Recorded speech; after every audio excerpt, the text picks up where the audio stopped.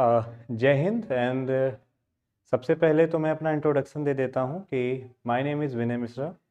और जो नेम मैंने फिल किया है वो मेरा मार्कशीट का नेम है ब्रह्मानंद मिश्रा। मेरा नाम विनय मिश्रा है और मैं पिछले लगभग 4 से 5 साल से मैं पढ़ा रहा हूँ उत्तम करियर इंस्टीट्यूट में, जो कि काकादेव कानपुर में है और डिफेंस के लिए है। तो मैं CDS और NDA के बैच ले रहा हूँ पिछले 5 साल से। Offline, online plus paid batch, सब में मेरा इनरोलमेंट होता है, सब में मैं इनरोल होता हूँ। और अभी भी मैं JRF की प्रिपरेशन कर रहा हूँ और मेरा मास्टर्स अभी रनिंग है।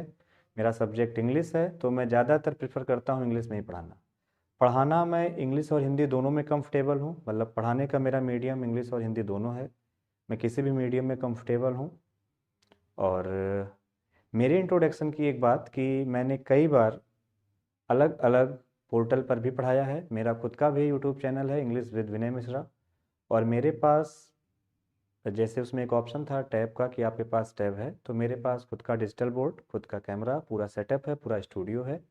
ये पूरा मेरा इंट्रोडक्शन है, जो कि मेरा बैकग्राउंड हुआ। बात करते हैं कि 100 आवर में किस तरीके से आप अपने उस टॉपिक को पर्टिकुलर एग्जाम के लिए कवर करेंगे। सबसे पहले मैं हल्का सा इसमें बताना चाहूँगा कि किस तरीके से हमारा प्लान होता है, जो जिसको हम लोग कह रहे हैं ना कि अपना टीचिंग प्लान क्या है। देखिए, 50 आवर में अगर कह दिया जाए कि आप सिलेबस कंप्लीट कर दीजिए, वो भी डिफेंस एग्ज़ाम में। अगर हम बात करें डिफेंस एग्ज़ाम की, तो डिफेंस एग्ज़ाम में एक एग्ज़ाम होता है NDA का, और एक एग्ज़ाम होता है CDS का, एक एग्ज़ाम होता है कैट का। अगर इन सबको हम देखने की कोशिश करें शुरुआत में, तो इसमें कुछ एग्ज़ाम फिर आप चले जाएंगे तो एयरफोर्स में भी आप चले जाएंगे, एयरफोर्स X ग्रुप में चले जाएंगे, Y ग्रुप में चले जाएंगे, आर्मी में आप चले जाएंगे, नेवी में आप चले जाएंगे। जब आप A ग्रेड की तरफ बढ़ते हैं तो कहीं ना कहीं UPSC का फियर भी बीच में आ रहा होता है। और अगर UPSC के किसी भी एग्ज़ाम की बात करें तो उसको हम हल्के में नहीं ले सकते, क्योंकि UPSC अपने आप में UPSC है। और अगर हम NDA की बात कर लें तो खासकर NDA जिस हिसाब से आप देखेंगे 2004 से लेकर के, अगर आप क्वेश्चन का जेनर देखें तो 2004 से लेकर के आप चलेंगे 2012 तक, तो आपको PQRS दिखेगा, पैसेजेस दिखेंगे आपको 2014 तक। बाद में पैसेज खत्म हो जाएगा, फिर PQRS आ जाएगा, फिर सेंटेंस अरेंजमेंट आ जाएगा। और अब की बार अगर आप रिसेंट का पेपर उठा करके देखें तो PQRS गायब हो जाएगा, होमोनिम्स आ जाएंगे। रही बात अगर CDS की करें तो CDS में हमेशा antonym, synonyms, fillers, close up, cloze passages, passages, PQRS ये सब आ रहे हैं। लेकिन पिछले 2 सालों से होमोनिम्स पर क्वेश्चन पूछे जा रहे हैं। पिछले लगभग 3 से 4 सालों से पार्ट ऑफ स्पीच को आइडेंटिफाई करने के 10 क्वेश्चन पूछे जा रहे हैं। तो हमें पूरे डिटेल में पढ़ना होगा और पूरे डिटेल में हमें पढ़ाना होगा, पर्टिकुलर हम किसी भी टॉपिक को ले लें। रही बात कवर करने में, तो मैं 50 आवर का आपको नहीं बता रहा हूँ, मैं तो अपना बताऊंगा कि 100 आवर में किस तरीके से हम चीज़ों को कवर कर सकते हैं। कवर करने को 50 आवर में भी किया जा सकता है, बट वो सेटिस्फाई करने वाला वीडियो लेक्चर नहीं होगा। अगर एक सीरियस कैंडिडेट है तो 100 आवर उसको एटलीस्ट देने पड़ेंगे पर्टिकुलर इंग्लिश के ऊपर। और उसमें भी उसका डिवीज़न है कि किस तरीके से वो ग्रामर के वेटेज को लेके चलेगा, किस तरीके वो अपने कॉम्प्रिहेंसिव स्किल्स को लेकर के चलेगा, और किस तरीके से वो वोकैब के एरिया को लेकर के चलेगा।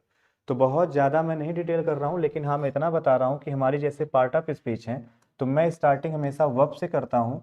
और वर्ब के अंदर वर्ब बेसिक को उठाता हूँ, वर्ब बेसिक के बाद मैं वर्ब के मॉडल्स को उठाता हूँ, मॉडल के यूजेस पे जाता हूँ, किस तरीके कैन को यूज करना है, मे को यूज करना है, माइट को यूज करना है, इन चीज़ों पे पढ़ता हूँ। फर्दर आगे जाएंगे तो मूड एक चैप्टर आता है, आजकल बुक्स में मिसिंग है, बट यहाँ से क्वेश्चन बनते हैं। स्पेशली जब आप मूड पे जाते हैं तो मूड के भी 4 टाइप हो जाते हैं। जिन 4 टाइप में आप आगे बढ़ते हैं तो आपको इंडिकेटिव मूड देखने को मिलेगा, आपको सब्जेंक्टिव मूड देखने को मिलेगा, आपको इंपरेटिव मूड देखने को मिलेगा, आपको इन्फिनिटिव मूड देखने को मिलेगा। अब आप अगर इस इन्फिनिटिव मूड में अंदर जाते हैं तो आपको इन्फिनिटिव देखने को मिलेगा, जीरण देखने को मिलेगा, पार्टिसिपल देखने को मिलेगा। आप इन्फिनिटिव के अंदर जाएंगे, इन्फिनिटिव के अंदर आपको बेयर इन्फिनिटिव मिलेगा, फुल इन्फिनिटिव मिलेगा। आप उसके अंदर जाएंगे तो आपको सिंपल इन्फिनिटिव मिलेगा, जीरेंडियल इन्फिनिटिव मिलेगा। खैर छोड़िए उस सीरीज को। आप जीरेंड में आएंगे तो जीरेंड यूज कब करना है, कब नहीं करना है, जीरेंड भी ING फॉर्म है, प्रेजेंट पार्टिसिपल भी ING फॉर्म है, आखिर दोनों में डिफरेंसेस क्या क्या होते हैं। फिर पार्टिसिपल में जाएंगे तो प्रेजेंट पार्टिसिपल अलग है, पास्ट पार्टिसिपल अलग है, परफेक्ट पार्टिसिपल अलग है। वहां से मिसमैच की गलती किस तरीके से बनती है, कब कौन से पार्टिसिपल को यूज करना है, इसकी गलती कैसे बनती है, वॉइस की गलती कैसे बनती है, तो ये सारी चीज़ें हम लोग सीखते हैं। और आगे हम लोग पढ़ते हैं तो हम लोग बढ़ते हैं सब्जेक्ट वर्ब एग्रीमेंट की तरफ। सब्जेक्ट ऑफ एग्रीमेंट को समझते हैं, वर्ब बेसिक में ही ट्रांसिटिव इंट्रांसिटिव के डिटेल यूज को हम लोग समझ लेते हैं, लिंकिंग क्या है, कपलर क्या है, सारी वर्ब्स को समझ लेते हैं, वर्ब ऑफ कंप्लीट प्रेडिकेशन क्या होता है, वर्ब ऑफ इनकम्प्लीट प्रेडिकेशन क्या होता है, सारी चीज़ों को हम लोग सीख और समझ चुके होते हैं। थोड़ा सा अगर हम लोग आगे बढ़ेंगे तो वर्ब से रिलेटेड होता है वॉयस का चैप्टर। अब वॉयस का नाम आते ही दिमाग में आता है I call you Pappu, Pappu is called you by me, कुछ इस तरीके के sentences, but this is not voice. ये तो वॉयस का ट्रांसफॉर्मेशन वाला हिस्सा डिस्कस कर रहे हैं। जब वॉयस से एरर के क्वेश्चन बनेंगे तब क्या कहानी होगी, वॉयस किस किस तरीके से इन्फिनेटिव को इम्पैक्ट करता है, वॉयस टेंस में किस तरीके यूज किया जाता है, वॉयस से एरर के क्वेश्चन कैसे बनते हैं, सेंटेंस इंप्रूवमेंट के क्वेश्चन कैसे बनते हैं, फिलर के कैसे क्वेश्चन बनते हैं, ये सब वॉयस से आपसे पूछा जाता है। थोड़ा सा अगर मैं और आगे चल करके बात करूं तो यहीं से रिलेट हो जाता है आपका इन्वर्जन। हालांकि इन्वर्जन एडवर्ब का एरिया होता है, लेकिन हम उसको भी वर्ब से ही रिलेट करके पढ़ाने वाले होते हैं। कुल मिलाकर के अगर मैं पूरे लेक्चर की बात करूं तो हमारे टोटल 35 लेक्चर में मैं वर्ब को कवर करता हूं, जो मैं कवर करता आया हूं, क्योंकि हमारे यहाँ भी सारी चीज़ें शेड्यूल पे चलती हैं। 35 लेक्चर में मैं पूरे वर्ब को कवर करता हूं, जिसमें से वर्ब बेसिक 2 दिन लेके जाता है, टेंस आपका 7 दिन लेकर के जाता है, जिसमें 3 दिन टेंस के कॉन्सेप्ट को डिस्कस करूंगा, इसके बाद उसके प्रीवियस ईयर को डिस्कस करूंगा, पर्टिकुलर एग्जाम में उसके वेटेज को दिखाऊंगा और किस तरीके से एक ही टेंस अलग अलग पार्ट ऑफ स्पीच को रिलेट करेगा, ये सारी बातें मैं डिस्कस करता हूँ।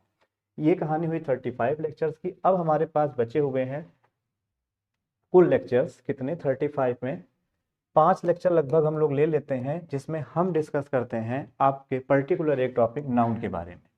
ठीक है, तो हमारे टोटल 40 लेक्चर्स हो गए हैं। इसी तरीके से हम प्रोनाउन को डिस्कस करेंगे, एडजेक्टिव को डिस्कस करेंगे, एडवर्ब को डिस्कस करेंगे, ऑलमोस्ट हम जाएंगे प्रीपोजिशन तक। लगभग हम 70 वीडियोस में जाते जाते पूरी ग्रामर को कंप्लीट करते हैं। रही बात वोकैब की, तो वोकैब के लिए बच्चे को द हिंदू की वोकेबलरी जो लेटेस्ट में यूज होती है, एक तो वो मैं पढ़ाता हूँ, रूट वर्ड्स में उनको कराता हूँ लगभग 500 वीडियो के थ्रू, कुछ पीडीएफ के थ्रू, कुछ असाइनमेंट के थ्रू, प्लस उनको मैं वोकैब करा देता हूँ 500 जो बेसिक वर्ड्स होते हैं किसी भी डिक्शनरी के, वो उनको करा देता हूँ। ये बात हुई वोकैब की। पीक्यूआरएस की प्रैक्टिस बच्चा मॉक से सीख जाता है और पैसेजेस की क्लास 1 या 2 दिन लेनी पड़ती है। तो इस हिसाब से उनका पूरा का पूरा 100 आवर का जो टारगेट है वो मैं कंप्लीट करूंगा आपके पर्टिकुलर कोर्स के लिए। ठीक है, अब रही बात कि किस टॉपिक के लिए आप फिट हैं, तो अभी तो मैं किसी भी टॉपिक पर बोल दे रहा हूँ। ऐसे आप ग्रामर के किसी भी टॉपिक की बात करें, किसी भी वोकैब की बात करें, तो मैं सारे टॉपिक में, सारी वोकैब में कंफर्टेबल हूँ। इंक्लूडिंग मैं भी एक बुक का राइटर हूँ, एक बुक का ऑथर हूँ, और मुझे यंगेस्ट ऑथर ऑफ इंडिया का टैग भी दिया गया है। आप, मेरी बुक है रेविंग्स जनरल इंग्लिश, जो कि सीडीएस के लिए, एसएससी के लिए बहुत अच्छी बुक मानी जाती है। आप उसको गूगल पे चेक कर सकते हैं, वहाँ पर मेरी बुक भी आपको दिख जाएगी। ठीक है, जिसको मैंने और मेरे डायरेक्टर सर ने मिल करके लिखा था। अब बात कर लेते हैं किसी भी टॉपिक के बारे में, तो हम एक टॉपिक के बारे में बात कर लेते हैं। बेसिक सा टॉपिक ले लेते हैं, सब्जेक्ट वर्ब एग्रीमेंट। सबसे पहले तो मैं आपको यही बता दूं, जब हम सब्जेक्ट वर्ब एग्रीमेंट की बात कर रहे हैं तो हमारे दिमाग में 2 चीजें आनी चाहिए। एक आना चाहिए हमारे दिमाग में फाइनाइट वर्ब, और दूसरा हमारे दिमाग में आना चाहिए नॉन फाइनाइट वर्ब। अब आप कहेंगे ये क्या होता है, तो फाइनाइट वर्ब ऐसी वर्ब है जो सब्जेक्ट और टाइम के अकॉर्डिंग चेंज हो जाएगी। ये सब्जेक्ट के अकॉर्डिंग और टेंस के अकॉर्डिंग क्या हो जाएगी, चेंज हो जाएगी। और नॉन फाइनाइट ऐसी वर्ब है जो सब्जेक्ट और टाइम के अकॉर्डिंग चेंज नहीं होगी। अभी ये बात समझ में नहीं आई होगी, इसको एक एग्जाम्पल से समझने की कोशिश करते हैं। देखते हैं एक सेंटेंस को, सेंटेंस में लिखता हूँ आई वांटेड टू गो। एक सेंटेंस मैंने लिखा क्योंकि ये पास्ट का है। दूसरा मैं प्रेजेंट का लिखता हूँ तो मुझे लिखना पड़ेगा आई वांट टू गो। तीसरा सेंटेंस मैं फ्यूचर में लिखूंगा, या उससे पहले मैं प्रेजेंट के लिए ही सिंगुलर सब्जेक्ट यूज करता हूँ ही वांट्स टू गो, और एक मैं यूज कर लेता हूँ I will want to go. अब अगर इन चारों सेंटेंस को आप टारगेट करो तो थोड़ा थोड़ा आपको डिफरेंस देखने को मिलेगा। वो डिफरेंस ये कि पास्ट में वांटेड था, प्रेजेंट में वांट हो गया, सिंगुलर के साथ वांट्स हो गया, फ्यूचर में बदल गया। कहने का मेरे मतलब ये है कि ये सब्जेक्ट के अकॉर्डिंग भी बदल रहा है और टाइम के अकॉर्डिंग भी बदल रहा है, इसलिए फाइनाइट वर्ब है। लेकिन अगर आप 2V1 इन्फिनेटिव को देखोगे तो किसी के अकॉर्डिंग चेंज नहीं हो रहा है। इसका ये मतलब हुआ कि ये वर्ब हमारी कौन सी है, नॉन फाइनाइट वर्ब है। अब आपके मन में एक अजीब सी हलचल होगी कि क्या कुछ खास वर्ब हैं जो फाइनाइट हैं या कुछ खास वर्ब हैं जो नॉन फाइनाइट हैं। तो मैं आपको बता दूं, ऐसा बिल्कुल भी नहीं है। कोई भी वर्ब फाइनाइट या नॉन फाइनाइट नहीं होती है, पर्टिकुलर स्ट्रक्चर में आने के बाद वो फाइनाइट या नॉन फाइनाइट बनती है। अगर हम फाइनाइट वर्ब के स्ट्रक्चर के बारे में बात करें तो फाइनाइट वर्ब का स्ट्रक्चर है वर्ब की फर्स्ट फॉर्म, वर्ब की सेकंड फॉर्म, वर्ब की फर्स्ट फॉर्म के साथ यस या ईएस, हेल्पिंग वर्ब के साथ आईएनजी फॉर्म, या हेल्पिंग वर्ब के साथ वर्ब की थर्ड फॉर्म, ये हमारी आती है फाइनाइट वर्ब। और अगर हम बात कर लेते हैं किसकी, नॉन फाइनाइट वर्ब के बारे में, तो हमारे जो नॉन फाइनाइट वर्ब के बारे में हम बात करते हैं तो नॉन फाइनाइट वर्ब हमारी कौन सी होती हैं, वर्ब की आईएनजी फॉर्म, टू के साथ वर्ब की फर्स्ट फॉर्म इन्फिनेटिव जिसको कहते हैं, और हैविंग के साथ वर्ब की थर्ड फॉर्म। अब चूंकि हमने ये सब पढ़ाया क्यों, क्योंकि टॉपिक तो हमें ये पढ़ना था, सब्जेक्ट ऑफ एग्रीमेंट पढ़ना था, फिर ये सारी बातें मैंने क्यों डिस्कस कर दी, ये सारी बातें मैंने इसलिए डिस्कस कर दी क्योंकि जो यहाँ पे वर्ब की बात हो रही है, क्योंकि बच्चा कॉमन सा पढ़ के आता है कि सब्जेक्ट और वर्ब जुड़ने से सेंटेंस बनता है, ये बिल्कुल गलत डेफिनेशन है। अगर आप प्रैक्टिकल इंग्लिश ग्रामर को समझोगे, फॉरेन राइटर्स को पढ़ोगे, इंट्रोडक्शन ऑफ इंग्लिश ग्रामर को पढ़ोगे, बेटी एजर को आप पढ़ोगे, आप टीसी रन को पढ़ोगे, जेसिनस फील्ड को पढ़ोगे, आप इन सारे राइटर्स को जब पढ़ोगे जो फॉरेन राइटर्स हैं वो कहते हैं नहीं, सेंटेंस बनाने के लिए फाइनाइट वर्ब का होना जरूरी है। आप अगर कभी लिखते हो आई डू वांट तो सेंटेंस बिल्कुल गलत हो जाएगा। सेंटेंस बनाने के लिए वर्ब को फाइनाइट होना पड़ता है, इसलिए एग्रीमेंट भी हमेशा फाइनाइट वर्ब का होगा। तो सब्जेक्ट वर्ब एग्रीमेंट की डेफिनेशन कहती है कि सब्जेक्ट का फाइनाइट वर्ब के साथ एग्रीमेंट कराना है, that is called what, that is called subject verb agreement. Okay, एक एग्जांपल देखते हैं। जैसे मैंने कहा the boys of my class, the boys of my class, इसके बाद मैंने यहाँ पे लिख दिया इज वेरी रिच। अब मैंने कहा इसमें गलती बताओ, तो कई बार आप हिंदी करते हैं, कई बार आप रूल रटते हैं, लेकिन मैं हिंदी नहीं कराऊंगा आपको, रूल नहीं रटाऊंगा। आप ऐसे समझना ऑफ प्रीपोजिशन है, और जो भी प्रीपोजिशन के बाद आता है उस प्रीपोजिशन का ऑब्जेक्ट बन जाता है। सब्जेक्ट कौन है, द बॉयज, और द बॉयज के अकॉर्डिंग क्या आएगा, आर आएगा। एक कॉमन सा सेंटेंस आता है one of the boys, one of the boys, इसके बाद लिखा जाता है आर योर फ्रेंड, और हमें रटाया जाता है कि वन आपके साथ नाउन प्लूरल आता है, हेल्पिंग वर्ब सिंगुलर आती है। मेरे भाई रटने की कोशिश मत कर, ऑफ खुद समझो, ऑफ एक प्रीपोजिशन है, तो द बॉयज क्या हो जाएगा, इस ऑफ का ऑब्जेक्ट हो जाएगा, और चूंकि वन सब्जेक्ट है तो वन के अकॉर्डिंग क्या आ जाएगा, इज आ जाएगा।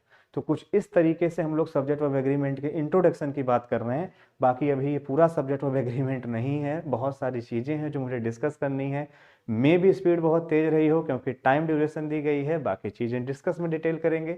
आप मेरी कोई भी वीडियो है आप मेरे चैनल पर जा करके गो थ्रू कर सकते हैं, यूसीआई डिजिटल के चैनल पे जा करके गो थ्रू कर सकते हैं, इंग्लिश बाय विनय मिश्रा को सर्च करके आप गूगल पे सर्च कर सकते हैं। There will lot of for me. तो thanks for watching me, thank you.